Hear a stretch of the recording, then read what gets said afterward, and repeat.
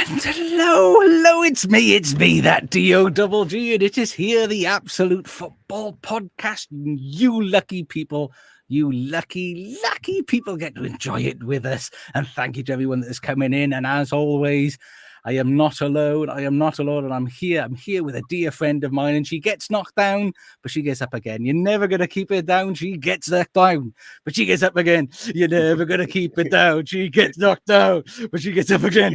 You're never going to keep her down.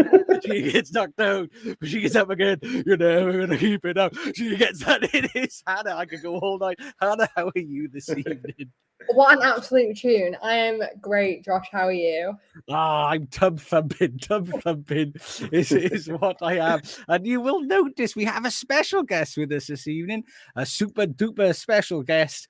And before I tell you what team he supports, I'll give you a clue. He drinks a whiskey drink, he drinks a vodka drink, he drinks a lager drink, he drinks a cider drink, he drinks songs to remind him of the good times, he sings songs that remind him of the better times of last season. It is Burnley fan from the Turf Moorhouse Podcast, Dan, how are you this evening? I'm good. I mean, I've got to take the positives. I'm working most match days, so I'm saving myself the embarrassment. I'm doing more than the Burnley players at the minute. I'm actually earning my wage. Oh, superb. And you know, one thing, just so you know, that today's intro was dedicated to it, Burnley, because I looked up online and Chumbawamba are from Burnley. They are Burnley boys. My dad actually went to school with the lead singer.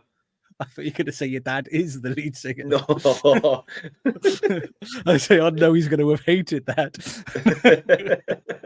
But thank you for joining us. And of course, in the chat, we have Claire. Good evening, Claire. And thank you for joining us. And Simon is here. Thank you. And of course, it's Charlotte. Charlotte just cannot keep away. And why would we want her to stay away? Charlotte, I hope you're doing well. And Sean's asking, is Dan a Wigan fan? No, he's not. Don't upset him. I mean, I'm desperate, but I'm not that desperate.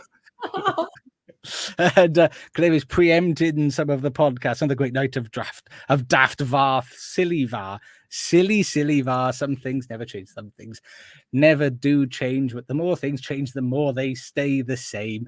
And that leads us nicely to a lackluster performance. Who knows? But Fulham 0, Manchester United 1. Hannah, how did that game make you feel? It didn't make me feel like this. It was tub thumping. It was a stressful watch up until the 95th minute. I'll be honest. It was another sitting there going, what the hell is going wrong with my football club?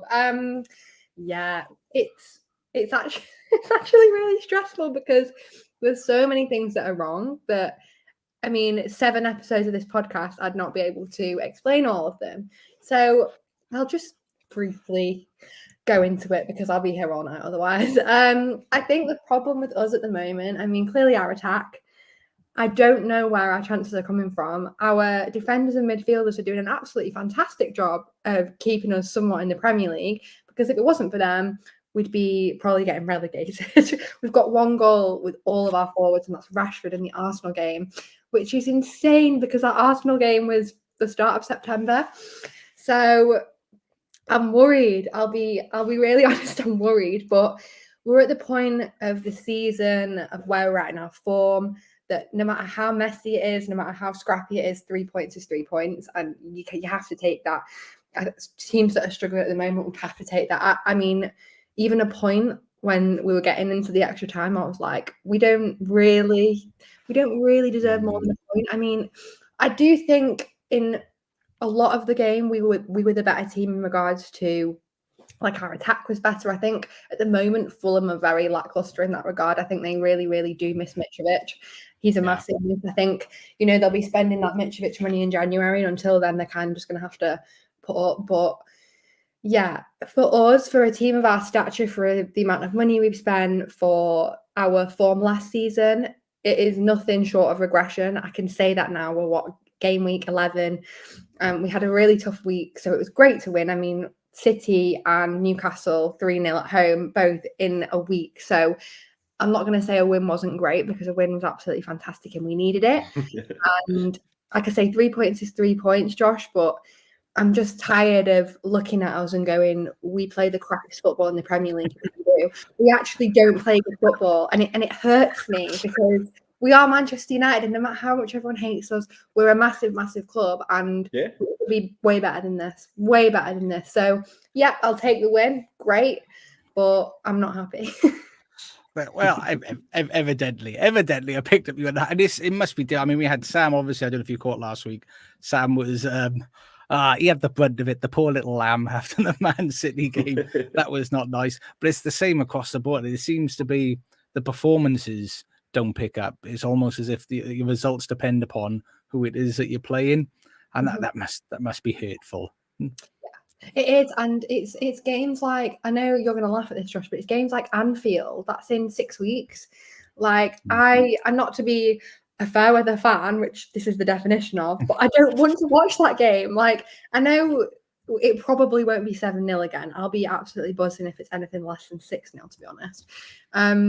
But it's, like you say, we should be doing pretty well against teams like Fulham. We play Luton next, and although it's at home, our home form doesn't really mean anything this season like it did last season. And off the back of nearly beating Liverpool yesterday, I mean, I think they'll be in high spirits. There's two of the star players from yesterday were sold from United in the summer, so I think they'll want to come and show their old club up because everyone loves to show that up. But it's really hard at this point to kind of see fixture-wise where we kind of get a break, because even when we're playing easy teams, there's no such thing as an easy game in the Premier League, and it's teams like that we struggle against. You know, we have nearly we've lost so many games this season already. So, Josh, it's all sad.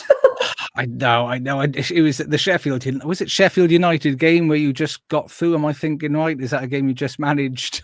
Yeah, literally just. So we've won actually nearly more away games than we have won home games this season, which is crazy. But yeah, I think for us, again, I don't think we're going to miraculously get better overnight. I think serious work needs to be done. I think, again, people hate to hear it, but a lot of this is to do with ownership. But until we can kind of get our heads together, I think what will be good for us going towards Christmas the next few months is we are getting some, I think, important players back from injury. Luke Shaw's due back soon. He's a big miss. People don't give Luke Shaw his flowers, but you can see the way our defensive structure changes when we don't have him. So there's certain players that will be coming back that I think should help. But again, we shouldn't be relying on one or two players. It should be a whole team effort. But I'll stop whinging. 3 points is 3 points. I can't complain. Everyone loves a Fergie time winner, especially when it's Bruno Fernandes together. Everyone loves to hate. Go on, Bruno. I gotta be honest. You would expect if it's gonna be a late minute goal at the moment, it's either gonna be him or McTominay. It's not gonna be Rashford because he's not allowed to score this season. He's given that up. McTominay got his goal, didn't he? Then it was disallowed. I mean, that was another ridiculous VAR decision of this weekend. There's been many. I've got the Chelsea game on now, and apparently there's been many in this. So. Do you know what? I was going to touch on that. We'll quickly touch on that whenever. First of all, Heather's in the chat. Good evening, Heather. Thank you for joining us. And she said she didn't want to watch Bournemouth against City, but she did. Bless your little heart. But for those of you, this is live. We are going live at 8:30 on Mondays, but for our audio listeners as well, you could be here joining us and being part of this conversation and updating us to tonight's game of Spurs-Chelsea as Claire did. It is 1-1. We were having a giggle beforehand of Chelsea losing before we come on, but for some reason, Romero decided he didn't want to play anymore, got sent off. It was a penalty. Do you know what it is? What's he doing? There's no need. I mean, we've not seen it, so we don't know what's happened. But the likelihood is it's probably something that is very, very silly. Just silly. And Sam was in the chat. There's Sam. What a lineup. And he's in Tottenham versus Chelsea is utterly bonkers. And Romero's back sipping the angry juice. So by the sounds of it, it was an angry one. And Claire's saying 3 goals disallowed so far. Yeah. And Romero should have already had a red before he went. Oh, my days. My days. Oh, it was just straight red as well. There you go. Is that a 3-match ban? Yeah, it will be, won't it? Because Romero's, I mean, as much as of a bit of a bully Romero is, he's a good player. He's having a good season. He is. He has been playing well. Yeah, well, don't worry, because they got that Mike van der Ven. And according to every Spurs fan, he is like the Jesus of football currently. So don't worry, Spurs, because he's that good because you've told us all. So I'm sure there's going to be a bit. Josh, if you were a Spurs fan and you had the last, like, let's just say 10 seasons that they'd had, you would run away with it. Like, I mean, I'll be honest, I would love, out of all the teams, obviously United on, I would love for them to win the league. And I just think it's hilarious how much everyone would lose their heads. But like, I know what you're saying about Spurs fans like getting a bit big for their boots, but it must that's be like spoiling it for me. So excited right now. I imagine it's because they've been playing free football. They haven't been held back, and it's funny, isn't it, when you have a team full of attacking players, when you let them play attacking football. Who knew that they would play attacking football? Who knew, eh? But, I think I'm not sure if this was. There's some chat that we missed out. And Sam's saying this. Claire's right. He could have gone twice. Tackle was like a lunatic out of the asylum. Silly Billy. He's a silly Billy. And Claire saying, Hannah, your hometown are doing well. I'm not sure what she's referring to there. Your hometown. She might mean like the Manchesters because of the game that City had. But I don't associate myself with that plastic club if that is who it's about. Yeah, I mean, before we'll chat about. I tell you, we'll chat about all the Premier League this evening. We'll cover it all. And what I have realised as well is I haven't uploaded the slides for later on when we cover the rest of the leagues. So that could be very exciting to see what happens there. But you're Claire saying she thinks you're from Stockport. I am from Stockport. That's true. Oh, County, County, you're doing very well. I do follow a little bit. But yeah, good point there. See, she knows. Isn't that lovely? Isn't that lovely that she knows you like that? I think that's so sweet. What a lovely family we have here at the Absolute Football Podcast. It's just beautiful. But before we move on, I mean, United. I think you might have been on the podcast, and I can't remember if it was us talking about it in the chat or not, but something that I said about them, if they lost to City, if they lost sort of two of the games before then, you'd be in a difficult position. Fourth would look exceptionally difficult, and Ten Hag would be under pressure before Christmas. Sam laughed at me and said I was just trying to stoke the flames. However, that's how it's looking at the moment. Do you think that your mental owners are going to put him in that situation, or are they going to hopefully just bugger off? You know what? Considering, again, I don't want to like discredit myself by saying it's all on the owners, because it's not all on the owners. That's not true. The owners don't pick the starting 11. I understand that.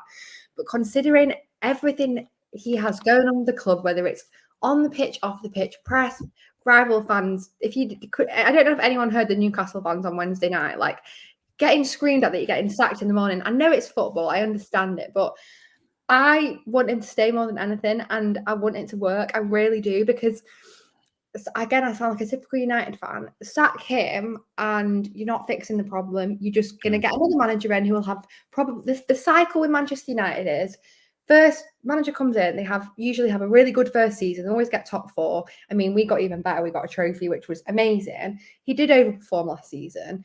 And then it always happens. The second season goes rubbish and people go, sack the manager. And then we just get on this merry-go-round again. I think he's the guy. I think he's bought the players that he wants. Give him another season to work with them. We can't just be like, out. I mean, if I'm being honest, as much as this pains me, I never thought we stood a chance of winning against City. Last season was different. We were in good form. I knew going into that game we wouldn't win. And I knew that Newcastle would knock us out because I said it's going to be ironic. So, yeah, it was a crap week. But I think in the grand scheme of things, when you look at the last 18 months as a whole, considering everything that's gone on, he's not done bad. And I feel for him, I really do. And there's definitely things that he's been criticised on that I will back. You know, just because you back a manager, it doesn't mean you agree with absolutely everything they do.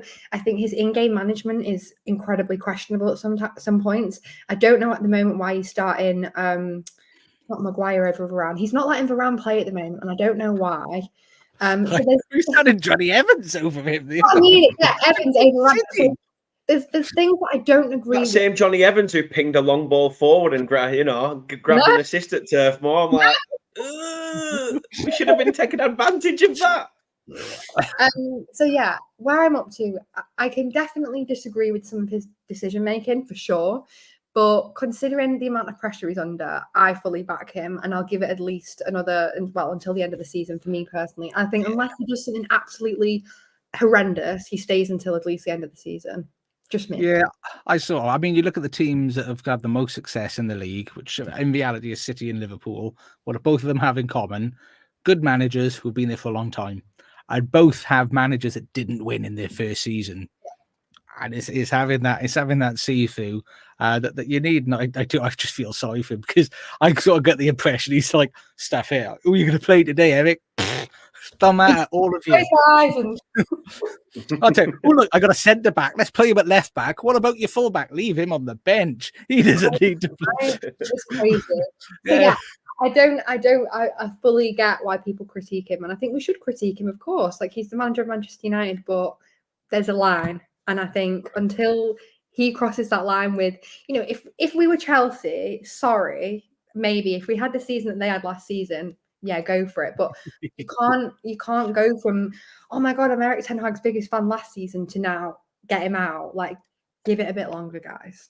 No, I agree. And Sam's in the chat. He said he envies Hannah. He's yet to cover United win. Really, Sam? Oh, you need to go next week because we're going to beat Luton. It's going to happen. They're really hard to play, They're really tough. Really tough Luton but Claire's saying United fans are now calling for Sam to stop one of his podcast appearances as he's a jinx. Sam thinks it's not just United fans. That's a lie. Look at the love. Claire saying she's amazing. Look at that, lovely. Claire's full of love this evening. And Heather's asking Sam to make sure he's on the 11th of December, which I assume that's when you play Bournemouth. That's what I'm assuming. He said to watch this space. And Simon's agreeing with you. It's about time. United have got to give the manager time to build a squad to suit his own way of playing. And Claire's saying Fergie took years to get going, and persistent change does not help. We all agree. But unfortunately, the owners are mental. And speaking of mental people in the leadership, Newcastle won, Arsenal 0. We'll all have a good little giggle about that because obviously it was mental Arteta being a very, very silly, petulant child as they went 1-0 down to Newcastle. Dan, I'll start off with you because I know Hannah has an opinion of this, but Dan, Newcastle won, Arsenal 0. How did that game make you feel? Newcastle, you know what? Newcastle have surprised me this year because I thought after the success they had the year before, I was almost like, right, this could, what we've seen with West Ham and a little bit of when Burnley got European position under Sean Dash, it can derail your season. And I thought maybe Newcastle might suffer that where it's too many games mixed with the size of the squad. But they've literally just gone, nah, we'll keep riding that wave. We'll keep doing what we're doing. And, Fleming, Jason Tyndall likes to be the centre of every photograph. It's just, everything's going right at Newcastle at the moment. And I know there's going to be fans out there that are saying, Saudi this, Saudi that. But it's not about the owners. Yes, we'd all love owners, wherever they came from with that sort of money. But they seem to be doing it right. And they've not, yes, the players they've brought in have been big, massive, transfer fees. But half of those players that are still playing now, nobody would have expected Newcastle to finish in the top 4 with a centre-back pairing of Dan Burn. I mean, no disrespect to Dan Burn, but I think the fact that they have then gone for players that support Newcastle and will literally wear that shirt with pride. I think there was Lewis Hall, they signed from Chelsea as well, the youngster. He's from there. So this is just a dent in Arsenal's hopes, really, except how many years can Arsenal keep saying that this is a dent, this is where we need to sort of pick up points. At St James's Park, when you're coming up against an informed Newcastle, it's going to be tough. But I know there was controversy surrounding the goal. But that's just Arteta's mad. He's done it at Turf Moor. Apparently the grass was too long when we played them. He's clearly. I daren't say it, Josh. He's got a bit of Klopp in him. He loves an excuse. He strikes me of a pet, mate. That's what he strikes me of. But I mean, before we dig into it even more, there's more updates in the chat. Again, for all of our audio listeners, you can join us on a Monday on YouTube and Twitch and be part of the chat. An update is clear saying Van der Ven and Madison have both been injured. Oh my days! Apparently, Nick is telling us Mickey Van der Ven has pulled up with a possible hamstring. Oh my days! It didn't look good. No, it didn't look good at all. And then they're saying in regards to Newcastle, they've kept Eddie. No, he wasn't good for you at Burnley, but he's doing a job there. And I think, and if you watch Newcastle play, they're playing some intelligent football in regards to the way that they press. They've got triggers which start and break their press open. I do enjoy watching the team switch in formation as they're going forward and coming backwards. I really like. It reminds me of being at the beach and it's just a wave caressing and it changes shape as they go back and forward. And I really enjoyed watching it. And I like Callum Wilson doing well. That's lovely to see. But we will touch on the goal. Anthony Gordon. Oh, I'm an R over. I got to be honest with you. Let's upset everybody. Dan, do you think that was a goal? Yeah, you know what? Yeah, sod it. Why not? Arsenal have paid me off over the years, so I'd rather Newcastle won the game anyway. So stuff them. Yeah, so that's Dan's. Dan's analysis is stuff Arsenal. It was a goal. Hannah, your thoughts, Anthony Gordon. Did he really score a goal, or is it not? Do you know what? For me, out of all of them, well, two of them was the ball being out of play, because I think that's just a matter of perspective. Because I don't know if any of you saw on Twitter, everyone was comparing it to that Rashford one versus Brighton. And that was ruled out. I was at the game and I remember going, ruled out for what? So pictures are deceiving as well, aren't they, from a certain angle? Yeah, and I think I do think that Gabriel was fouled. 2 hands in the box on the back. But saying that, at Arsenal, because look at the offside. Yes, Hannah, go for it. Go on. I'm still so annoyed about that Garnacho offside. That changed the whole game. 89th minute, that was not offside. So you know what? Screw them. And do you know what was so funny?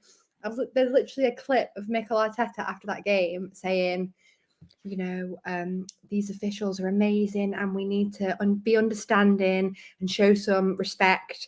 They're doing their best. Yeah, because it suits you, Mikel. And then what do you know? Club statement yesterday. Club statement. If anyone should be doing a club statement, it's Wolves, it's United. It is not Arsenal, Newcastle and City are the last buggers that should be saying anything about ref decisions. I'm sorry, haven't stayed on the pitch. That could have in this game that would have been a ref. I thought that. Do you know what he was complaining about? The officiating. That's what I thought he was complaining about. The fact that haven't stayed on. Because he is so embarrassing. Like I say, when it doesn't suit him, toys out the pram. But when it's for him, we need to be patient with them. They're doing their best. He said that he was embarrassed to be part of the Premier League, and he literally went the best league in the world. So screw him. Like, how cocky? Like, drink these Arsenal tears. I think, and it's not just as you said after the Man United game. After when Liverpool made their statement, which let's remember, that's not water, Hannah. That's not water. That's Arsenal tears, isn't it? That's how you drinking Arsenal tears. Dan, love having you. Exactly. But after the Liverpool game, which the incident, let's remember, the incident in the Liverpool game wasn't a subjective, was it a fault, wasn't it? It was a mistake that they said, oops, we've got it wrong. And he said, well, people are trying their best. Mistakes are going to happen. And I know this is typically a PG podcast, or 12A, but I'm sorry, but you're an asshole.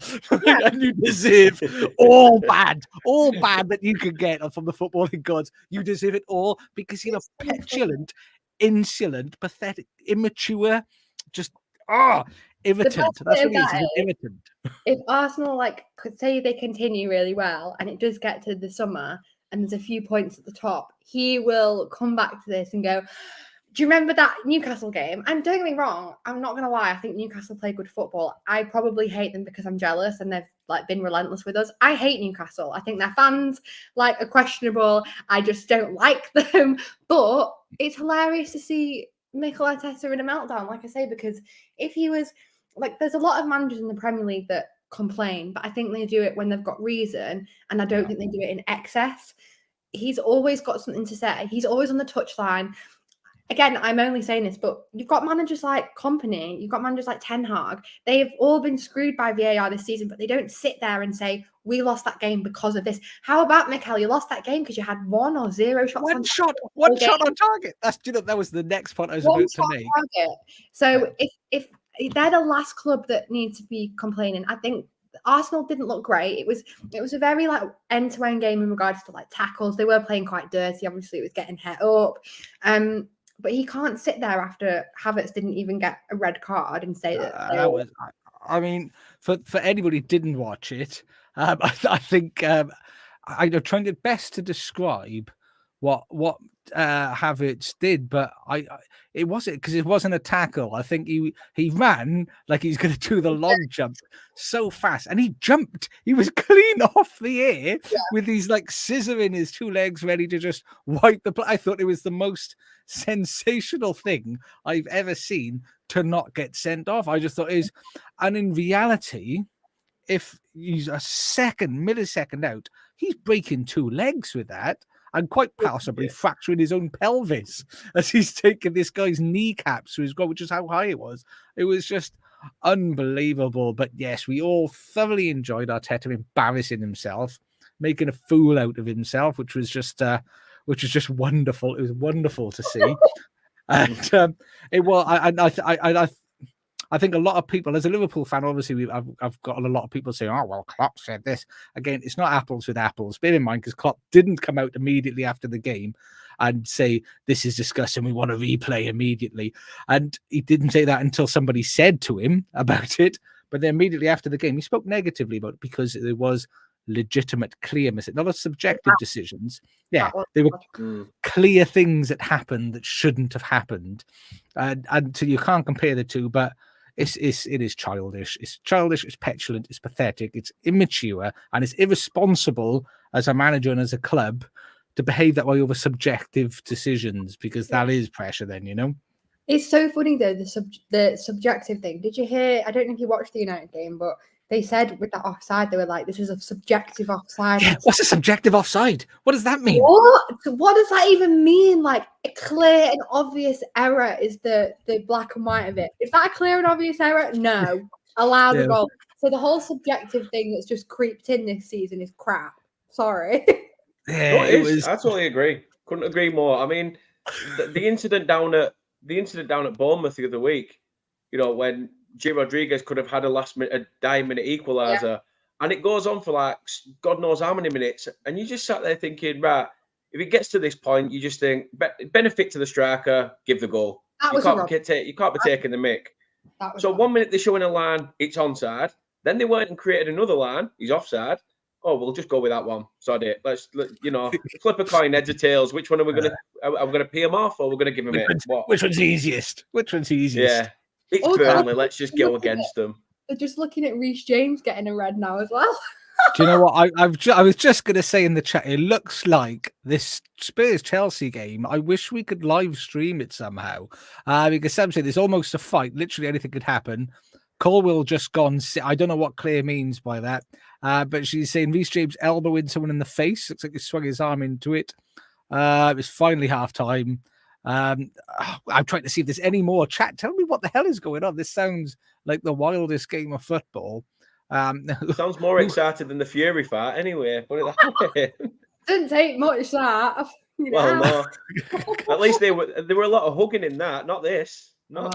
I don't think there's hugging in that Spurs Chelsea game, but make sure you keep a half an eye on us. Keep half an eye on us at the very least. But Sam was saying in the chat, subject decision. Tell that to Wolves after the last 2 weeks. Yeah. I think it is. I don't. I've given up talking about VAR to an extent now, because in reality, Liverpool did try to address this, and that was and people that actually read the statement that Liverpool put out, it was all about the standard of officiating need to be improved and support being needed for clarity, to keep the referees fresher, to try and help everybody understand the rules. And everybody laughed and mocked Liverpool. So now, to everybody that complains about the VAR decision, I say, ha ha ha ha ha ha ha ha ha. But we will be getting on to I'm not sure which way round to do. I tell you what, we'll get into we'll do like a positive sandwich. We've done some positives. Positive is in United winning, and neither Chelsea nor Spurs winning. That's very positive. But we'll start. We'll have a bit of negative. Of course, we've got Dan here, and it was Burnley 0. Crystal Palace, who somehow somebody managed to lose and allow Crystal Palace to score more than one goal. Dan, how did that game make you feel?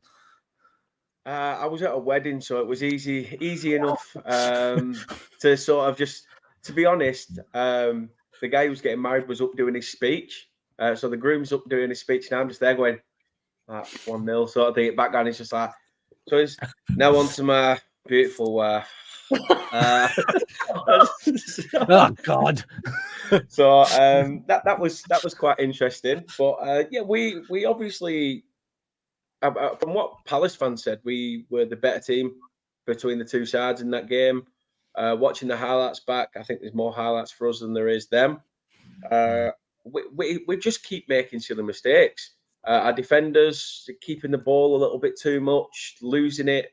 I think Jordan Bayer put out on his Instagram afterwards that if fans want to blame anyone, blame me. I was at fault, and I thought he shouldn't have to do that. I mean, Ashley Barnes, obviously now at Norwich, said, "Don't you dare blame yourself. This is a team effort." And you're all good enough to get going again. And I thought, you know what? Why isn't he still at Burnley, to be fair? I'd have preferred him just being that dad in the background, in the changing room, a voice of reason. But the way we've gone from last season to this season is massive. I mean, it's been a very quick turnaround as it is. We've gone from 11 robotic idiots at kicking a ball up top, and I don't think the midfield even get a chance. To playing out from the back, trying to find pockets of space, doing things in the foreign market, which is something Burnley have been naff at for years. Especially when you're known as Brexit FC, you don't expect to have any foreign contingency in your squad.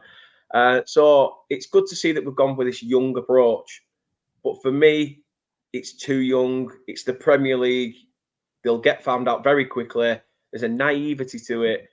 And the players that got him promoted are now sat on the bench.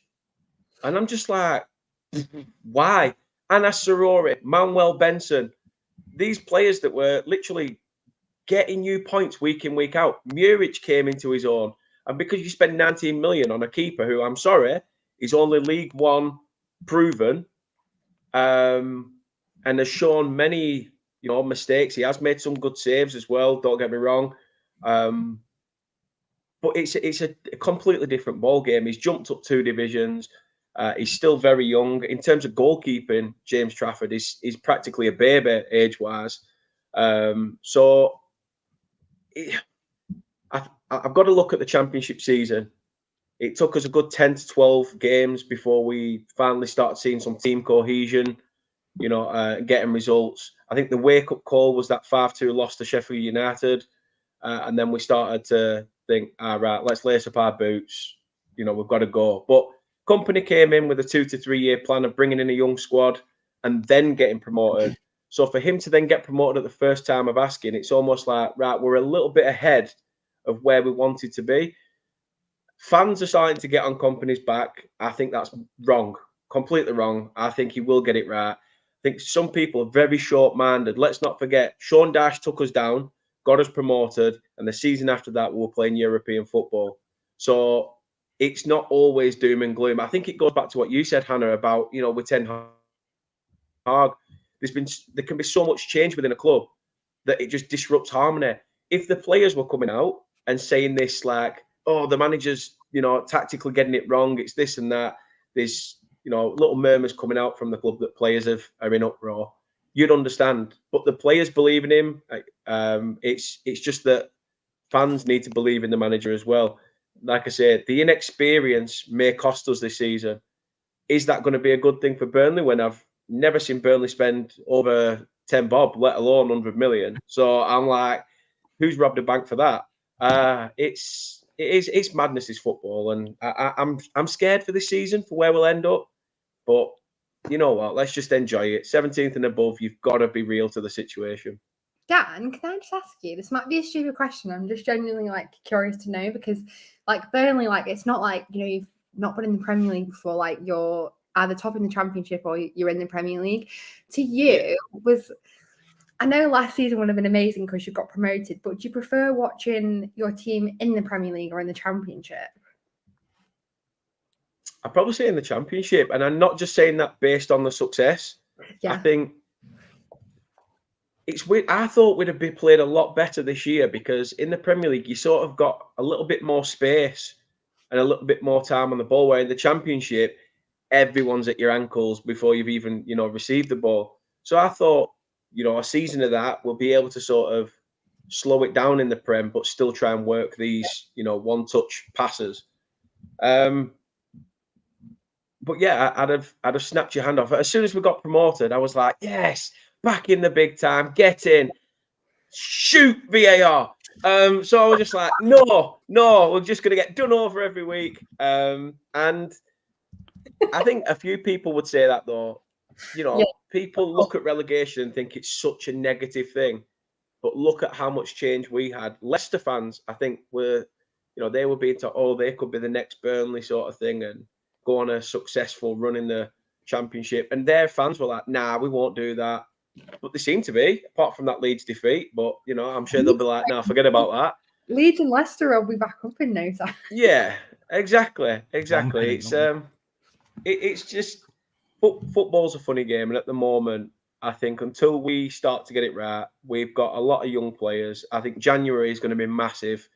I do think we need experience. I know it sounds silly because a lot of people are like, but Dash, we're bringing in 35-year-olds left, right, and centre.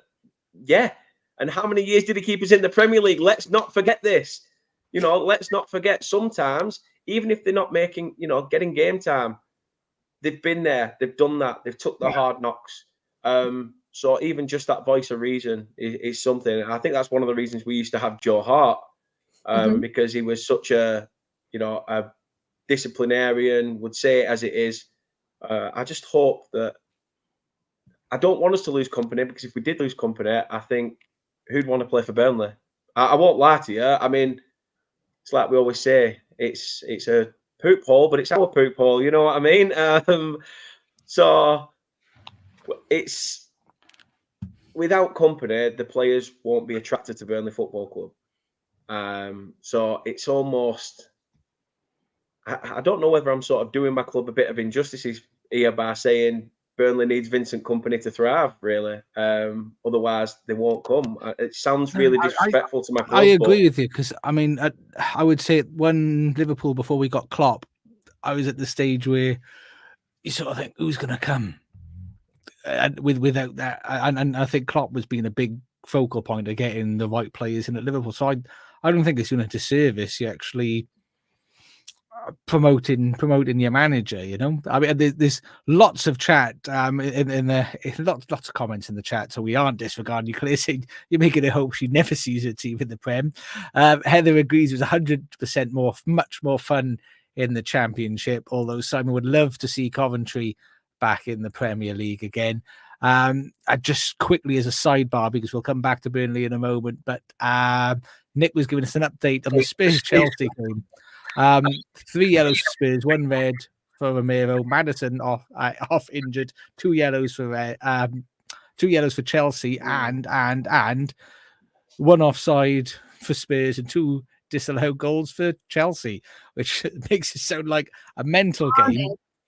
I can't even read the comments correctly. It sounds so wild. But I mean, you sort of answered. Sam also made a comment about there's a lot of young, is it too much young blood, which you sort of answered already. A question that I had, I mean, when we did our predictions at the start of the season, I just had an innate feeling that I thought Burnley at best were going to end up 17th, but I'm pretty sure I put them lower down than that. I'm sorry.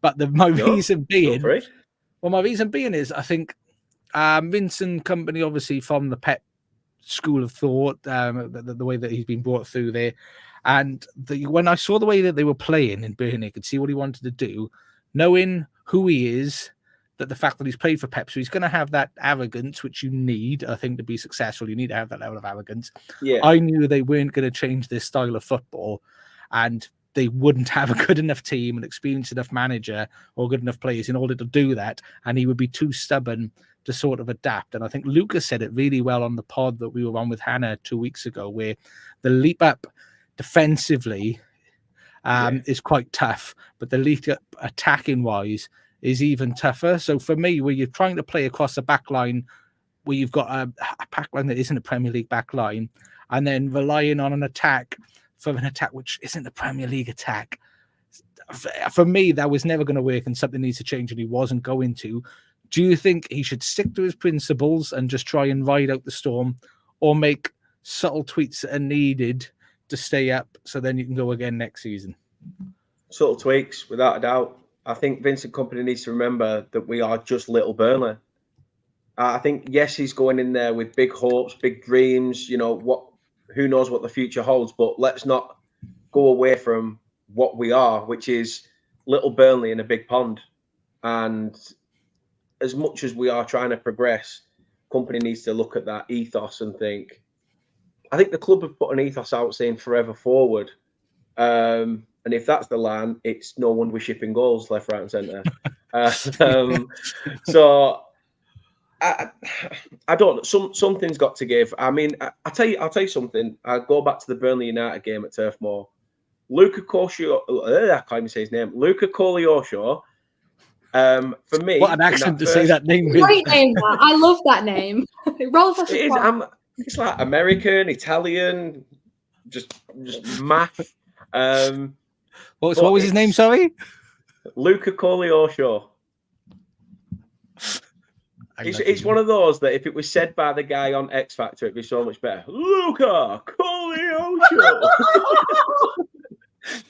But I think against United, he was having a lot of success against Diego Dalot on the right.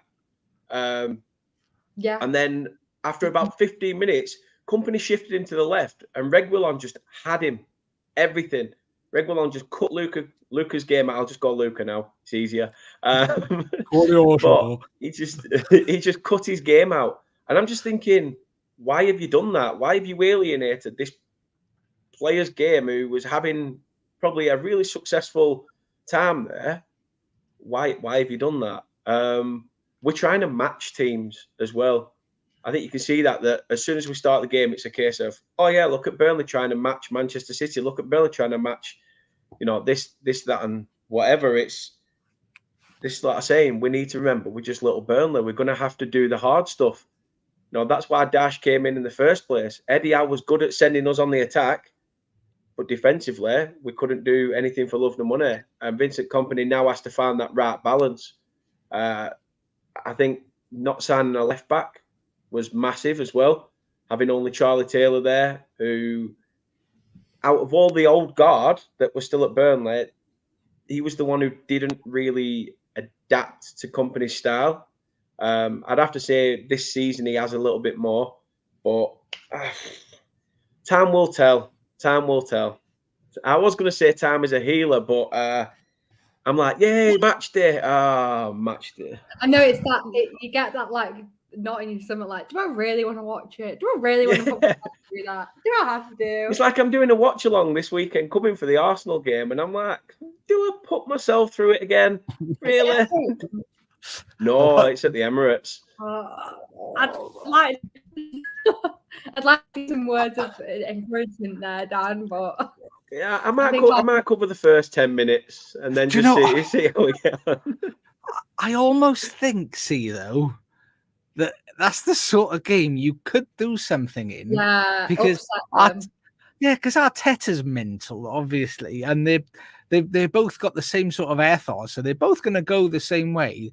And they've been a bit of a bogey team for us as well, in terms of like, we'll either be 1-0 up and they'll get some scabby equaliser in the dying minutes, or there is. I think the one at the Turf where I think he's practically smashed it in with his hand a good few years back. Playing basketball. Yeah, I think who was at the back post? I think it was Oxlade-Chamberlain and someone else. Well, that was a good number of years ago, but was going to say, he hasn't played football in years. I was going to say, yeah. That's only. I'm surprised I even managed to remember a game that Oxlade-Chamberlain survived 90 minutes without getting cropped. You know, he was at Liverpool for like 5 years, and I can't remember a game that he played. But no, something's got to give, mate. Something's got to give, and like I say, if it means that we have to go back to the 4-4-2 and do the hard stuff. All the Sean Dash fine margins and all that carry on. Then let's just see. Guy, wasn't he? Oh, you should have got rid of him. I will be honest. I don't know why you ever got rid of Sean Dyche. No, I agree. Not when he got given a 4-year contract. He's given a 4-year contract, and then you're thinking, right, if he's going to be promised money next term, no matter what happens, let's see what he can't come up with that. Simon, sorry, Simon. You already said you shouldn't get rid of him. Yeah, no, that is true though. It's true. I think it was always going to be a tough set of boots to fill after that, because Dash is one of those. He's of a dying breed, isn't he? A managers, you like of your big Sams and stuff like that. That people look at him and think he just plays one certain way. Yeah, it wasn't really great to watch, but it's what he could do, isn't it? It's what he had available to him. This is what I mean. We are the opposition against Burnley this year, which is we're getting Burnley every week, basically. We are trying to keep possession and go forward, and then the opposition's just coming at us with that one sneaky come forward, and they end up nicking the game. And you're just like, come on, this is something we based ourselves off. We crap at set pieces. We're currently crap over 90 minutes. We can't not flaming concede in the opening 10. James Trafford likes to spend half his time on the halfway line and getting lobbed. It's just, mate, it's all gone Pete Tong. Well, you've got between now and Christmas. Between it's a lot of drinking time, is that, Josh? Wow, do you know what? Josh. I think, see, there's potential. There's 21 points up for grabs, but these are the teams that you're playing. So you're playing Arsenal away, then you've got West Ham at home, Sheffield United at home, Wolves away, Brighton away, then Everton at home, then Fulham away. Those 21 points, you potentially, there's some you could pick up there, surely to God. Do you think? Yeah, could pick up a few injuries, suspensions. I mean, I think you'll walk away with something from Sheffield. I mean, the thing is about like watching Sheffield play, and I mean we've played them, is they're just, their defense is so bad. So if you can hit them on the counter, I think you could definitely get something from that game. I think this is the great thing about football, though. Like, I guess, like, even, no matter what team you support and if they're in bad form or anything like that, you go into any game with a slight bit of dread for their own bad form, but you do think, actually, anything can happen. I keep my fingers crossed. Well, I think you got Sheffield United and Wolves, who both played each other this weekend. Obviously, it was Sheffield United 2, Wolves 1. Wolves just looking toothless. But the Sheffield United won a game of football. How did that make you feel? Sheffield United could win at football. Who knew? Do you know what? It was the last-minute penalty, wasn't it? Oh, and what a penalty, wasn't it? Yeah. I mean, don't get me wrong. Like, to me, I think Sheffield will go down. I do, but it's so nice to see like last minute winners. I mean, I know we got a last minute win at the weekend, so I was probably in like spirits, but a team like that, their first win, like how amazing was that feel? Like it was. I was happy for them. I was happy for them. And Oliver Norwood score. And if you haven't seen that penalty, you need to watch it. Probably the most bullet of a penalty I think I've ever seen. At least someone successful from Burnley managed to get on the score sheet then. I will say though, Wolves should be doing the club statement. They do keep getting continuously robbed. They're getting done over penalties. And I felt bad. I can't remember who it was, but he was in tears and I felt really bad for him. And I'm not the biggest fan of Wolves, but they've been done. And they're looking so much better with Gary O'Neill. So I do feel bad for them. But apart from that, I thought, considering the form that Wolves are in, which for Wolves is quite good at the moment, I thought Sheffield played really well. They deserve to win that. Well, I mean, Simon in the chat doesn't like Sheffield United. They bought Hammer from Coventry and they aren't even using him properly. And Sam said Gary O'Neill needs to pen a letter. And Sam is also saying a positive for Burnley. Dan looks lovely in claret. He does look lovely in claret. I think he means when I spilled red wine down my shirt, something like that, maybe. But I love drinking claret. And Nick said, nice she was at the City ground yesterday because he was a season ticket. And wasn't it lovely to see Nottingham Forest? And I will, Nottingham Forest Villa game. In fairness, I thought they both played really good football.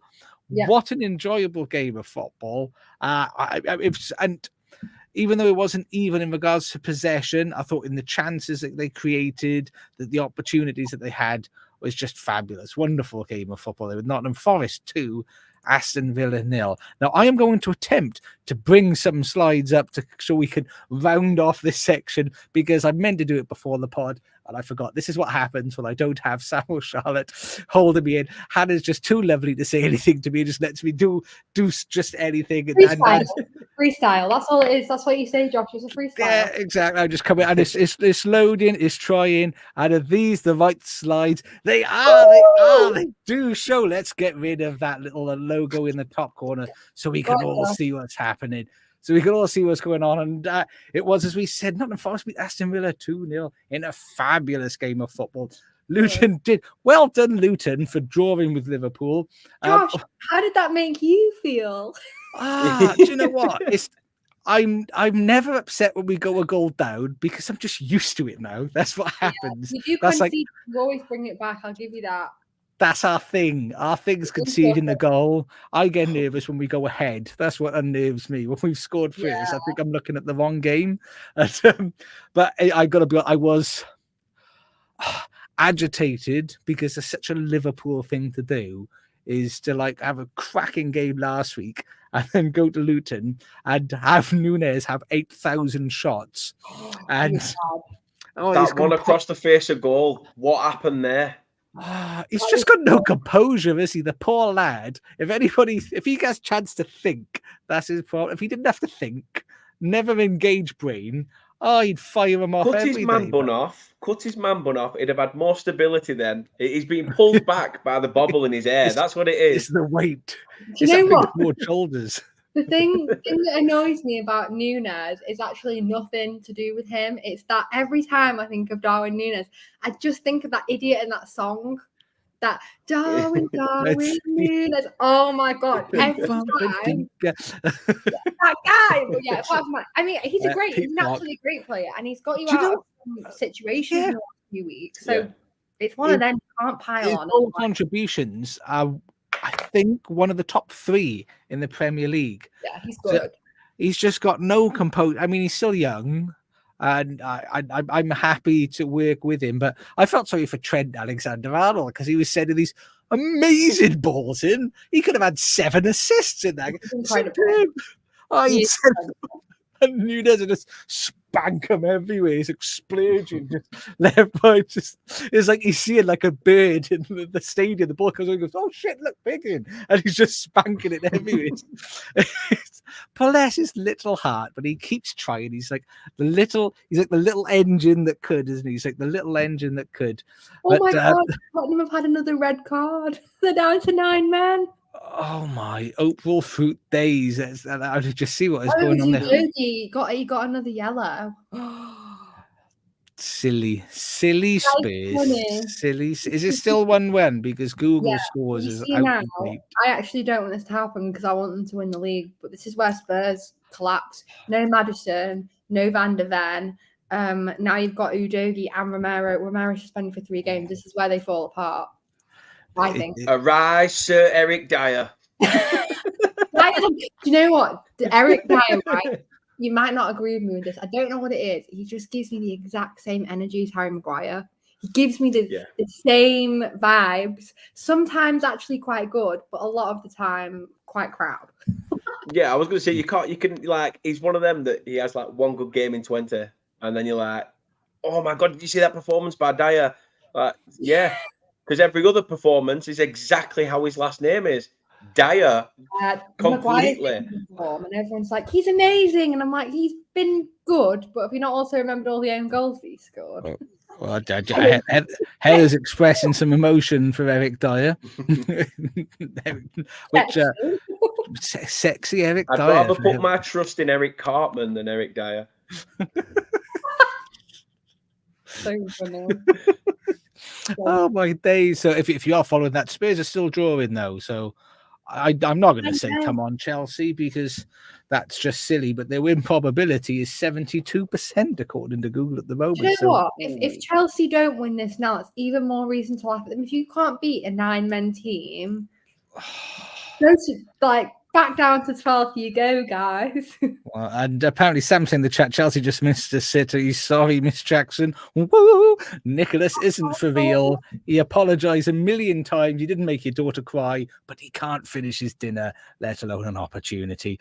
And as we've already covered, Fulham lost 1-0 to Manchester United. Brentford beat West Ham 3-2 in a very exciting game there. We've already covered Burnley, unfortunately, falling apart to Crystal Palace 2-0. Everton, more points on the board for Everton. Well done. 1-1 against Brighton Hove Albion. Maybe Dicey's starting to do little bits there.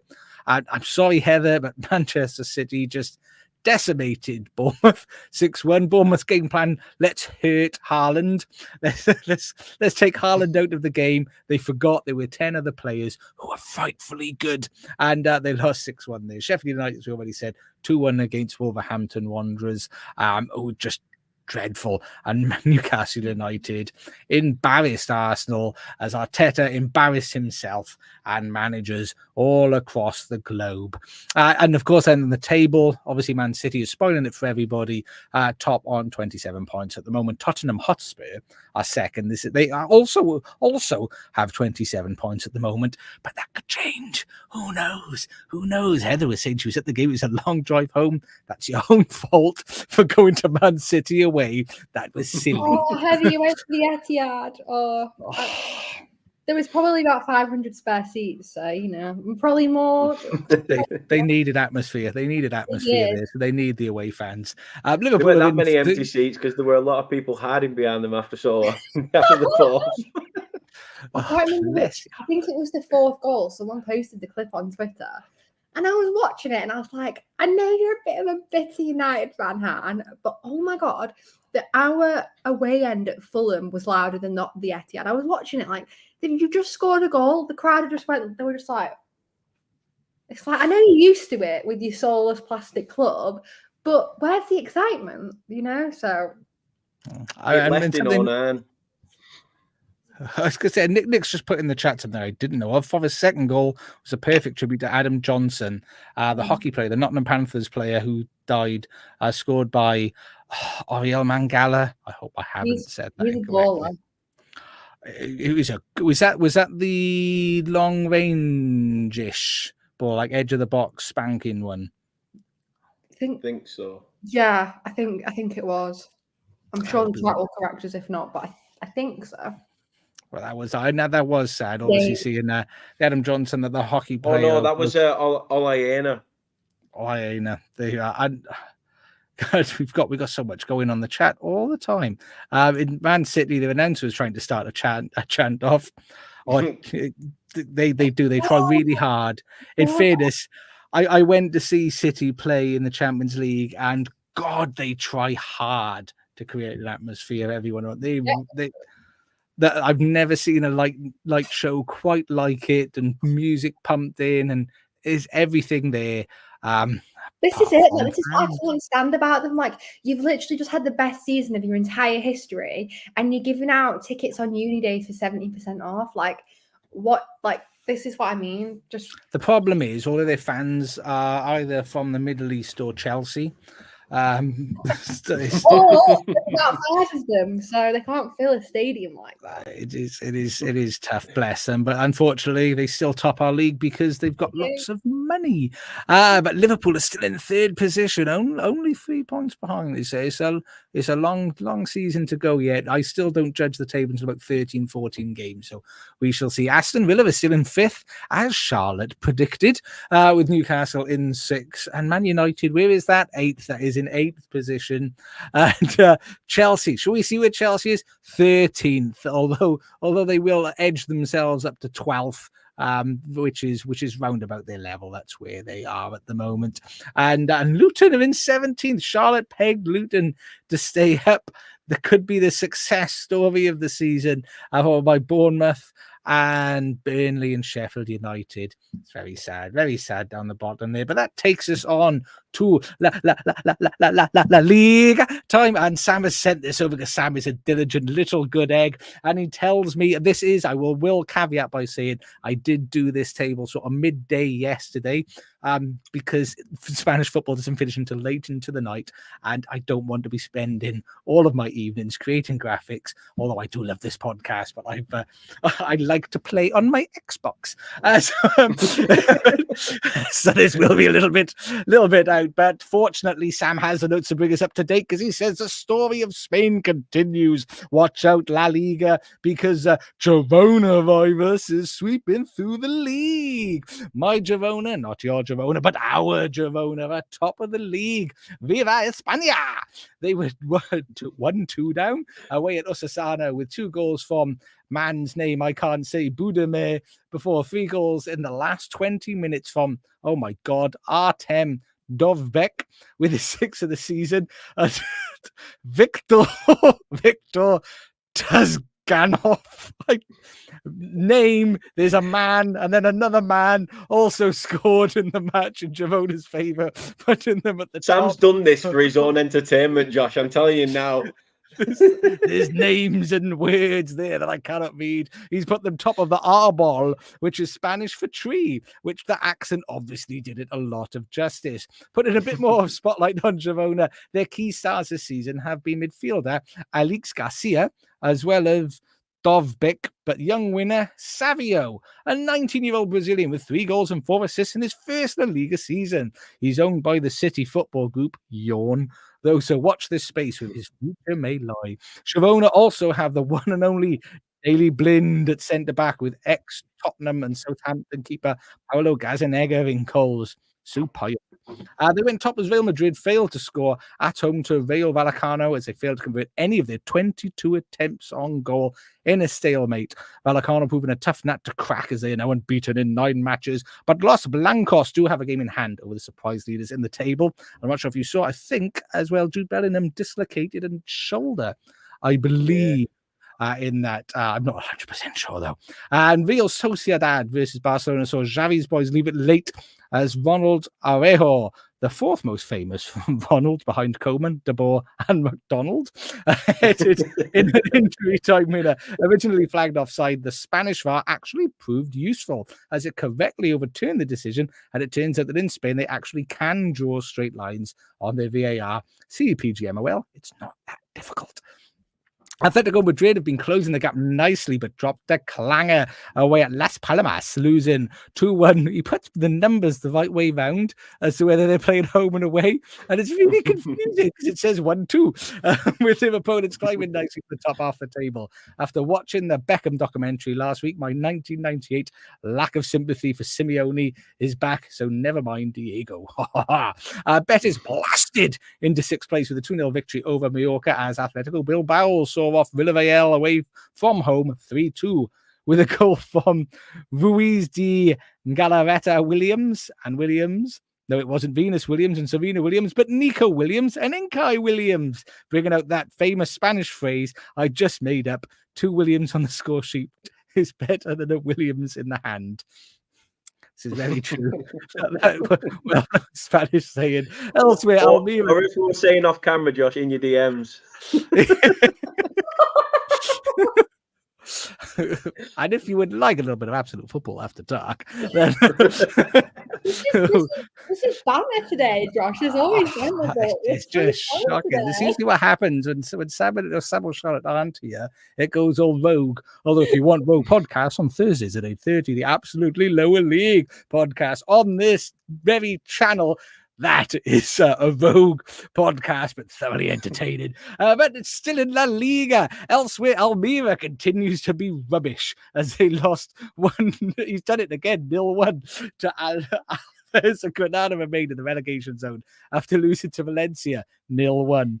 After Valencia's dodgy start, they are climbing the table nicely in 8th and back in the European spot, chasing pack. Sevilla drew 1-1 away at Celta Vigo, ensuring none of the bottom 6 have won in their past 5 matches. And some will leave you with an interesting fact about our league leaders, Girona. They were the first city to get electric streetlights in 1886. They're certainly shining their lights the brightest so far this season. El pan fantástico! Dos vos, por favor. There he is. Thank you. Thank you very much, Samuel, for that. It takes us off to Serie A, of which we don't have such a detailed roundup on Serie A. So we will just we'll give you some of the highlights from the scores you can see here. Lecce lost 2-1 to Roma, to Jose Mourinho's Roma. Inter Milan beat Atalanta 2-1, which keeps Inter Milan nicely. They're nicely at the top of the table in Serie A at the moment. It's very likely that they could run away with it. They are not missing Romelu Lukaku at all. Not at all. They do not miss him. They do not miss him because he is sulky and he's with the other sulky manager over at Roma. AC Milan lost. Hannah's on mute. She's giving someone abuse. I don't know who it is. Sorry, I didn't realize I was on mute. I said, whiny manager. He's not with Arteta. What are you talking about? I would say irritant. that would have been our chat. Is the irritant? AC Milan lost 1-0 to Udinese, and so that means that the tables are going Inter Milan nicely top. Juventus, who were due to play, I think, late last night, they're in second place.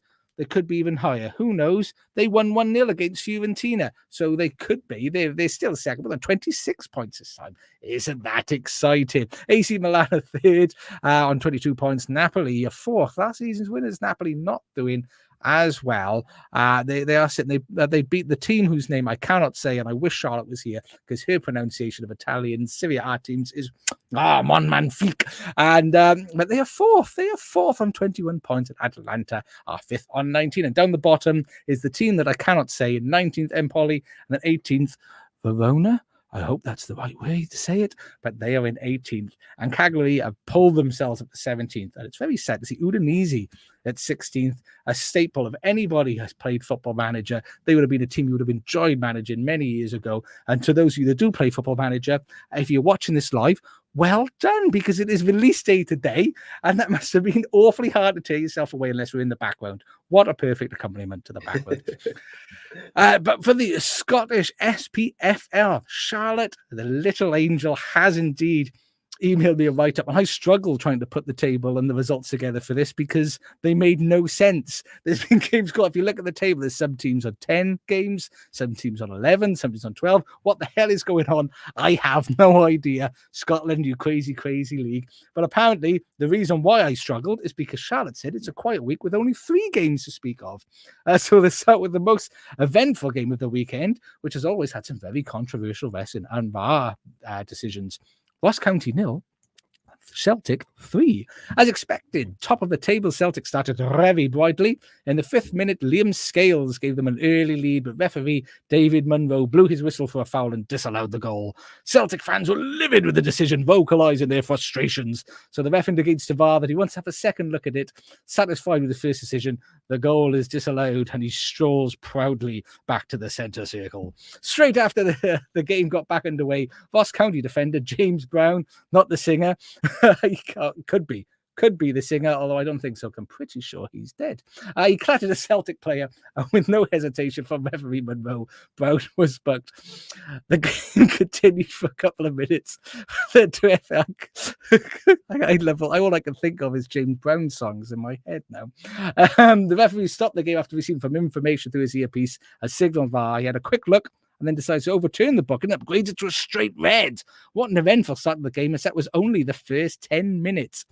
Celtic then completely dominated the game, creating lots of attacking chances, had the majority of the ball, but it wasn't until the 31st minute they converted the ball into an empty goal.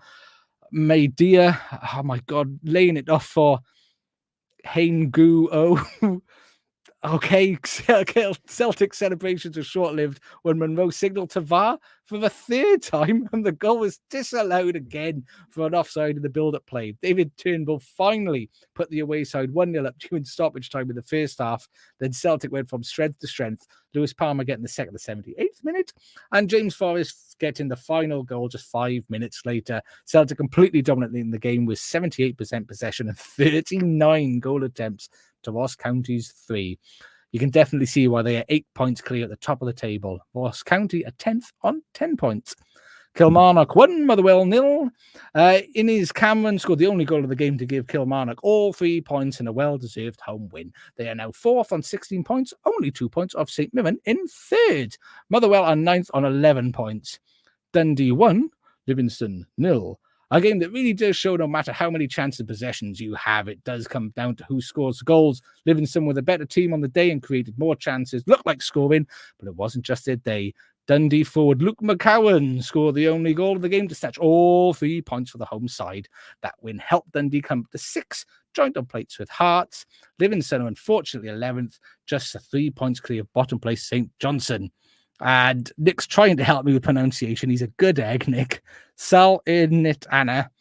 But I can't remember who that was for because I was so engrossed in trying to read all the words. I missed that entirely. I'm sure some of the players in Scotland completed in Squid Games. Quite possibly because what else was there to do? Because there was no football this weekend. And that takes us over to the Bundesliga, which I have to admit I have thoroughly enjoyed covering the Bundesliga recently. What a wonderful, wonderful league. And some cracking moments. I mean, something at the top of Wolfsburg versus Werder Bremen. Let's pull that one up. It was a red card in that game. I believe that was a game where someone took a shot and as the keeper dived, it hit the bar and then ricocheted off the keeper's head to go out from a corner. It was absolutely superb. What a wonderful moment to see. Werder Bremen went up 1-0 in the 7th minute. Then for Wolfsburg to equalise on the 37th, and Wolfsburg went up on the 59th minute, and Werder Bremen pulled it back on the 65th. Very exciting end-to-end game.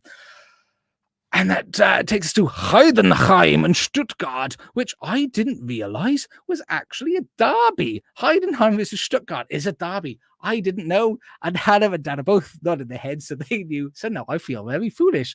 Thanks, guys.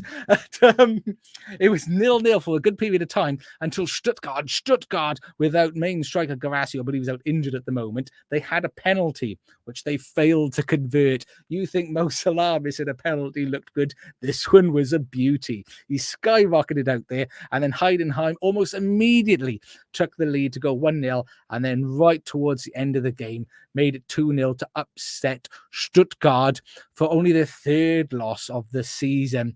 We'll go in order. Union Berlin. Oh, it hurts my heart.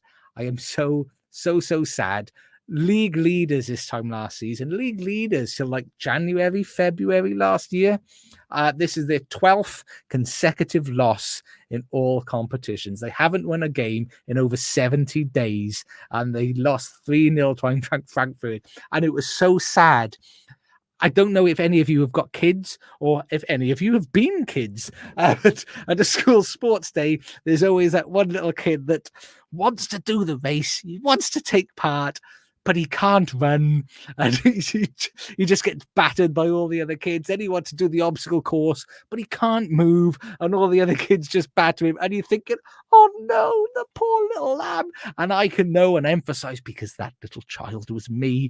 And, and it's like the little engine that could. They're trying really hard, but at the moment they're just poo. They're really, really bad. Eintracht Frankfurt, they just tore them apart 3-0. It was quite easy, quite a comprehensive victory there.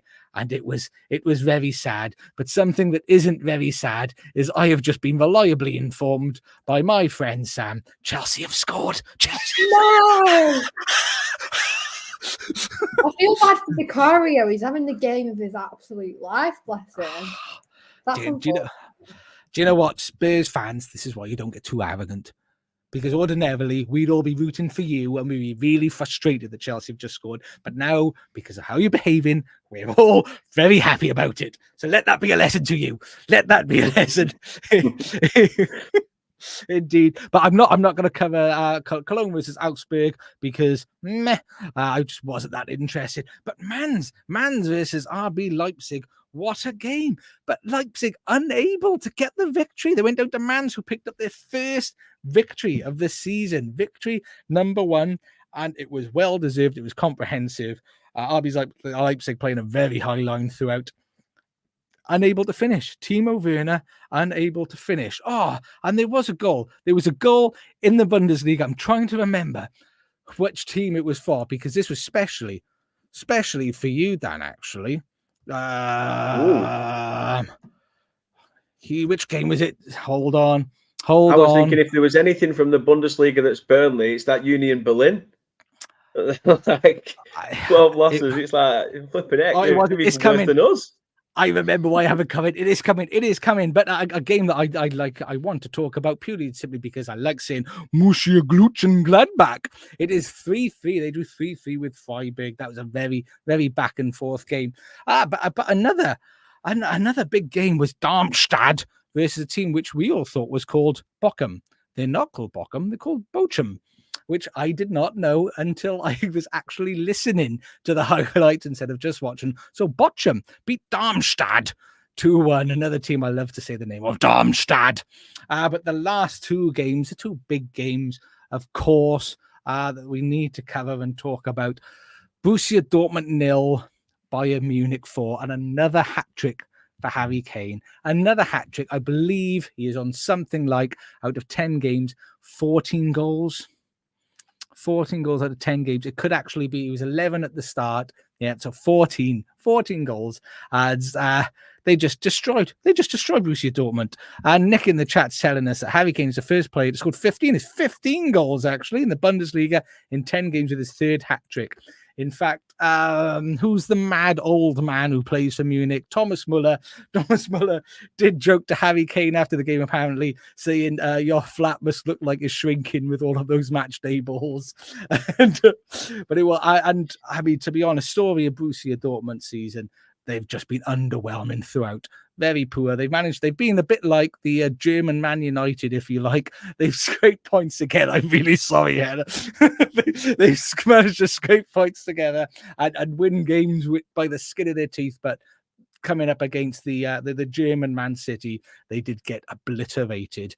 But that victory for Bayern Munich wasn't enough. It wasn't enough because your friend and mine, Europe's most attractive manager and the sauciest midfielder anybody's ever seen, Xavi Alonso's Bayer Leverkusen, defeated Hoffenheim in a well-fought victory. And goal scorer for Hoffenheim? Guess who the goal scorer for Hoffenheim was? Wout Weghorst. Yeah, he actually bagged. Everybody's fair. Wasn't he? Was he the one that went to United last season as well? Yeah. That was one. That's somebody for both of you there. Both of you. Wout Weghorst scored. Bayer Leverkusen went 1-0 up. I know he did so well. I think Leverkusen. I really loved him, but just not his footballing abilities. But he was so cute. I know, bless his little heart. He was at least like the little engine that could, but he did take part in bringing Hoffenheim 2-1 above Leipzig. But Xavi Alonso's team dug deep with the spirit of Istanbul that Xavi has pumping through his veins. They come back to win 3-1, 3-2. So Leverkusen remain top of the Bundesliga, unbeaten with Bayern Munich, but leading them by 2 points. Oh, this could be the season that somebody finally topples Bayern Munich as Bayer Leverkusen top the league on 28 points, with Bayern Munich 2 points behind them, with Stuttgart 5 points behind them, with Borussia Dortmund level on points with them, with Leipzig 1 point behind, and Hoffenheim 2 points behind, with Eintracht Frankfurt 1 point behind them, and Freiburg 2 points behind them, and Wolfsburg 1 point behind them, and Augsburg 1 point behind them, and Gladbach 2 points behind them, level on points with Werder Bremen, level on points with Heidenheim, with Bochum on 8 points, and Darmstadt 1 point behind them, and Union Berlin 1 point behind them, and Mainz on the same points as them, and Cologne on 1 point behind them, on 5 points at the bottom of the Bundesliga. Meanwhile, it is all kicking off still in the Spurs game. Oh, my hopeful days, apparently there was a goal for Spurs that was Eric Dyer and was disallowed. What is going on? Everybody's still disappointed. Some say they're still You checking don't want VAR. Chelsea to win. Claire saying it won't stand. Sam saying never trust Claire. And, who knows? Who knows what's going on? But to my knowledge, and according to the old googly updates, it is still 2-1 to Chelsea. And Nicholas Jackson, woo, he's scored the second goal that's put them ahead. That is a mixed emotions day. It's a mixed emotions day in Spurs versus Chelsea.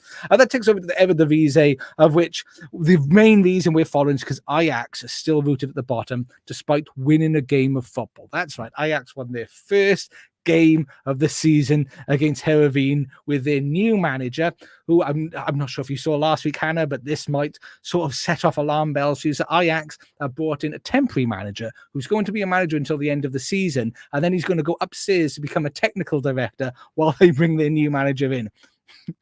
They've not been the same since Ten Hag. I'll say this now. Everyone slags off Ten Hag, and everyone thought that the Eredivisie was the Farmers League, but the farmer was just Eric Ten Hag. That's all I'll say.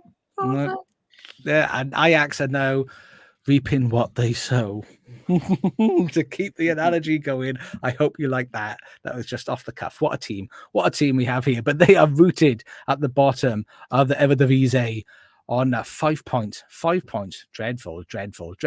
And another team name that I like to say, Excelsior, drew 1-1 with AZ Alkmaar, who are second in the Eredivisie. Those are the only two games I'm going to cover because they're the only names that I like to say.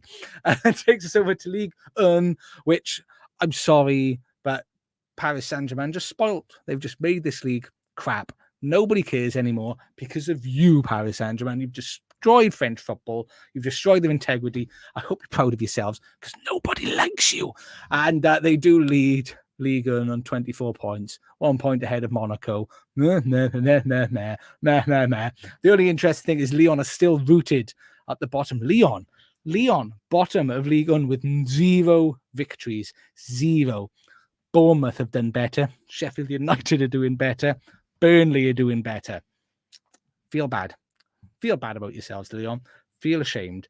And that is everything. We've covered it all. We've done it. Sean said, have I got a sore throat? I have, actually. I'm really, really parched and it is hurting. But I resisted to pick up my lovely pink prime off my children that I have this evening. And we're not sponsored, but KSI, if you want to do something, if you want to do something useful with your life, you can sponsor us here at the Absolute Podcast instead of having pretend fights on the internet. But massive thank you to everybody for watching. It's lovely. All you people in the chat, you really do make the evening for us. It's fantastic having you there, having you interact with us. It means so much. You're all so lovely and genuinely we really appreciate it. And all of your kind words on social media. Those of you may have seen recently, unfortunately, Hannah, Charlotte, Claire, anybody who's a female and wants to talk about football on our podcast at the moment seems to be getting abused by lunatics. So in the words of Claire, hashtag don't be a dick. But thank you all. Don't be a dick.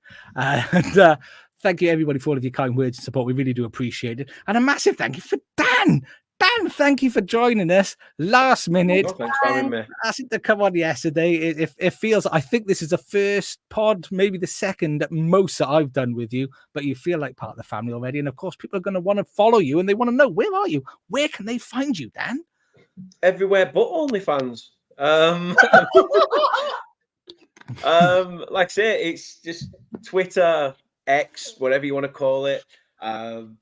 Facebook, the usual places. A social media whore is what I'd call myself, just without the OnlyFans tag.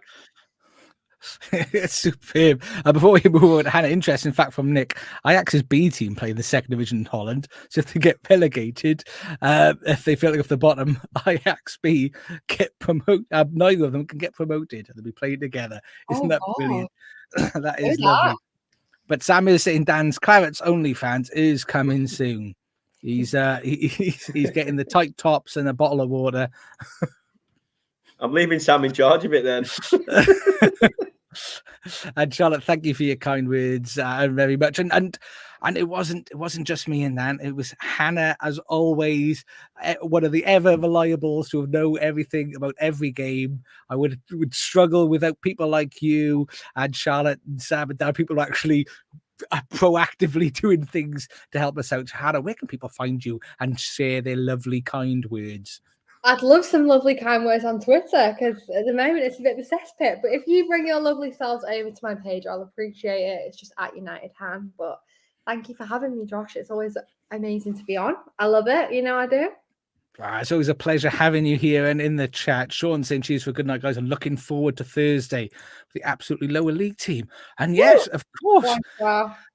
If you want your lower league fix, it is Thursdays 8:30 p.m. before I've managed to make my way through. I always catch bits and pieces of the pod live and catch up with it later. I managed to catch one live all the way through. And if you love just the wildest football podcast, my wife listened to the majority of the other day and she's like, "Those guys are crazy." And what a fun podcast. Thursdays 8:30 p.m. What a great team they have there for absolutely lower league. They cover all of the lower league games, which is just that is wild. That is some sort of sadistic ideas that you must have to cover all of that. Superb. And as Sam said, week 6 of Where's Claire is coming. If you haven't checked that out yet, you don't know what we're talking about, watch it all. You'll thoroughly enjoy it. But please follow the podcast. And as Heather has said, we do need to update the graphics because we are no longer Mondays at 8 p.m. We are Mondays at 8:30. We are 8:30 on Mondays live on YouTube and Twitch. And we're on YouTube and Twitch at Absolute Football Podcast on both YouTube and Twitch. On Twitter, we are at Absolute Ball Pod because of character count. On TikTok, we are at Absolute Football Pod. And Instagram and Threads, Absolute Football Podcast _ on Facebook, the Absolute Football Podcast. And you can catch us, obviously, YouTube, Twitch, Twitter. We're live on Twitter sometimes. Follow us everywhere. Throw your hands in the air like you just don't care. Share the love. Thank you for joining us. And TTFN and ta-ta for